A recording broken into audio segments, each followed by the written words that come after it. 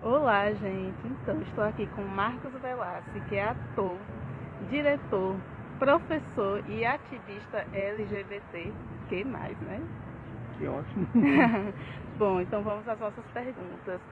Como você começou na área de ator, sua carreira artística? Como você começou?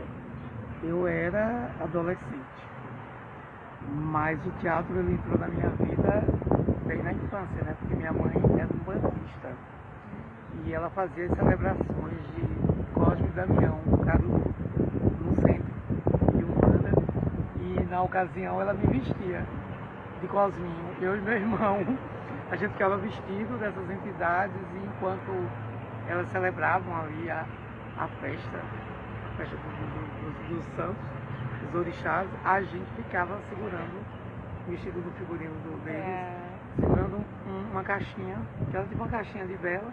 Enquanto isso as crianças iam comendo e a gente ia presenciando aquilo. Acho que foi minha primeira transcendência, né? De sair do lugar comum para realmente ser um personagem.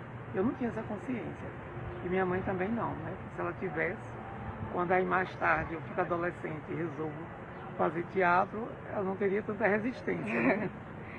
Eu comecei mesmo no teatro, no palco, já desse teatro institucional mesmo.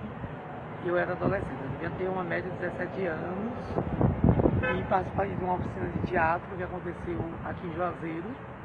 Na época era ministrada por Wellington Monte Claro, saudoso, do Jandir Borges, que continua fazendo teatro, e dessa oficina eu tive a oportunidade de conhecer um cara chamado R. Celes, que foi a pessoa que me deu a primeira oportunidade de subir mesmo no palco do Centro de Cultura João Gilberto e fazer uma peça que curiosamente foi um fracasso. E na época tinha um melhor elenco. Era peça baseada num texto do Aldomar Conrado chamado Capeta de Caruaru, mas aqui para Juazeiro se chamou Tá Todo Mundo Virando Dois. Era 22 de agosto de 1988. Muito tempo. Muito tempo. Muito tempo mesmo. Bom, e quem são suas inspirações? Quem te inspirou a chegar até onde você está hoje? Na verdade, como nós não tínhamos uma referência, eu digo no meu caso pelo acesso, né? O teatro estava muito longe de mim, enquanto conhecer grupos, enquanto conhecer pessoas que faziam teatro. Eu vim conhecer nessa fase que eu entrei mesmo na oficina. Mas tinha aquela coisa da televisão, da gente assistir televisão, eu assistia muito o Sítio do Pica-Pau Amarelo, eu queria muito ser aqueles personagens, eu queria muito estar ali, assistir as novelas também, queria muito estar naquele universo, até conhecer de verdade a presença cênica através do teatro. E aí eu fui buscar quem fazia teatro e comecei a ler muito. E as referências daqueles nomes famosos, era Ítalo Rossi, na época era Jaime Barcelos, Paulo Altran, Raul Cortez, aqueles diretores famosos, Geraldo Thomas já estava ali aparecendo, Augusto Boal, essas pessoas me inspiraram muito, assim, quando eu conheço teatro. Até então, a televisão era o contato que a gente tinha e naturalmente a gente se inclinava a querer ser aquelas pessoas ali. Eu digo até que a gente queria ser os personagens.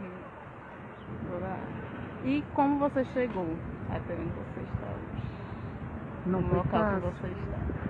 Negro, da periferia, pobre, sem referência familiar, porque todo mundo que fazia teatro tinha uma referência, era branco, vinha de famílias economicamente favorecidas. Na época, quando eu fazia esse curso, só tinha mesmo de morador de periferia, eu, o Wellington Monte Claro e Deviles na época. Todo mundo vinha de família que tinha um significado social para Juazeiro e era muito fechado. E tinha horas que você se sentia um pouco excluído, né?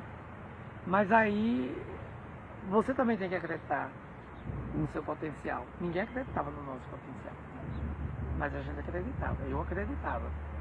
E aí foi quando eu resolvi dirigir pela primeira vez. Na época, um colega chamado Fabrício Patel, língua solta hoje, Bambam, nós nos juntamos, nós estávamos com um texto, que era uma adaptação do Sítio do Pica-Pau Amarelo, convidamos várias pessoas, ninguém deu ousadia, que nós resolvemos montar. Eu dirigindo, olha a ousadia da época, viu? Eu dirigindo, ele fazendo, ele atuando, e a gente saiu pedindo patrocínio de porta em porta. Para nossa surpresa, uma pessoa topou fazer Dona Benta na nossa peça, que foi Bebela, que era um grande nome do teatro juazeirense, uma mulher respeitadíssima, um marido advogado, diretor renomado do teatro. E ali ela acreditou na gente, estava começando, e fez a personagem, nossa peça foi um sucesso. E a partir daí eu comecei a querer mesmo mais. E comecei a interpretar, interpretando, mas quase ninguém me convidava para atuar, né? Só eram os meninos mais bonitos, mais brancos, aqueles que já eram mais conhecidos. Eu digo, bom, já que eu não sou convidado para atuar, eu vou dirigir as minhas peças. E aí eu comecei o exercício de dirigir, fui tomando gosto, fui estudando, porque também se você não estuda. E para essa coisa do estudo, eu tive uma pessoa muito importante, chamada Bruno de Santana. Bruno de Santana era produtor, ele tinha o Jornal das Artes. Ele, na verdade, era uma espécie de baluarte, né? O líder intelectual. Todo mundo passou por ele aqui, nessa trajetória de ler, de estudar. Ele tinha todos os teóricos do teatro, ele tinha os livros. E a gente lia na casa dele, ele tinha uma biblioteca vasta. E eu tomei gosto mesmo pelo estudo. E tomando gosto pelo estudo do teatro, automaticamente isso foi me impulsionando a querer dirigir, até que em 2000 inaugura o Colégio Modelo Luiz Eduardo Magalhães.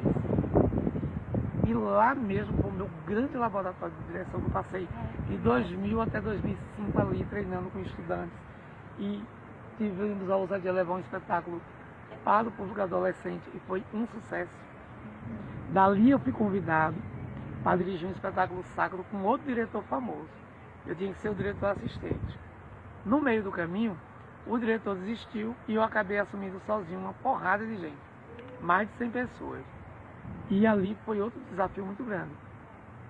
E não foi fácil chegar nesse caminho, porque você tem que estar se provando e provando para as pessoas o tempo todo. Você não é bem nascido, você não é o bonitinho da história, não é o padrão. Você não é o padrão, né? Você é o menino da periferia ousado, preto ousado. Né? Graças a Deus, sou preto ousado mesmo. E aí isso foi me fortalecendo e eu fui chegando muito mais, primeiro pelo meu reconhecimento do meu potencial e por quem trabalhava comigo. As pessoas que se juntaram comigo e as que me deram a oportunidade, me deram porque acreditaram no meu potencial. Importante Eu ter alguém que acredita. Se você tem alguém que acredita e você também acredita, aí você chega. Não foi uma tarefa fácil chegar no nível que eu nem gosto disso, que as pessoas dizem que você chegou. Para mim, tudo que eu faço é começando de novo. É sempre uma coisa nova.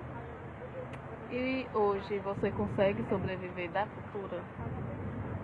Eu vivo de arte, porque eu sou professor de arte de qualquer forma. As pessoas separam, né? Ah, não dá para viver de arte. Eu sou professor de arte, eu dou aula de arte numa instituição ligada ao governo, sim, sou professor contratado. Mas eu faço teatro, que também é uma forma de se sustentar. Tem uma coisa muito bacana. Se pelo exercício que você faz, se você ganha R$1, aquele R$1 é o seu sustento, é o seu salário. A gente sabe que de uma forma geral os investimentos na área de cultura são os mais difíceis de se chegar, né? As próprias políticas culturais, elas são muito fragilizadas. A gente sabe que também não há uma motivação para se investir, inclusive, em quem estuda cultura, que é uma outra cultura que a gente precisa debater, porque se orienta um estudante a ser tudo. Ah, tem que ser médico, tem que ser advogado, tem que ser juiz, tem que ser engenheiro, menos artista, né? É como se ser artista fosse um hobby ou fosse um passatempo que não deveria se levar a sério. E eu resolvi levar a sério, acreditar nisso, portanto fui fazer universidade voltada para as artes. Não é fácil? Não é, mas sobrevive de arte. São duras penas? São, mas se sobrevive. Agora é preciso, como dizem no popular, ter sangue no olho. Né? E de que modo você pensa o futuro? eu tinha uma preocupação com essa palavra futuro. As pessoas pensam muito no vir a ser, né? No porvir. Eu penso que a gente tem que construir esse momento agora, o presente. O futuro é tão incerto, né? Se você consegue construir um presente positivo, bom, dinâmico, produtivo, emancipador em todos os sentidos, somente humanos, eu acho que não dá muito para se pensar no futuro, não. Eu nem sei o que é o futuro, é o futuro mesmo. De repente eu durmo e nem acordo mais nesse plano. O futuro é agora, né? O futuro é agora, é já.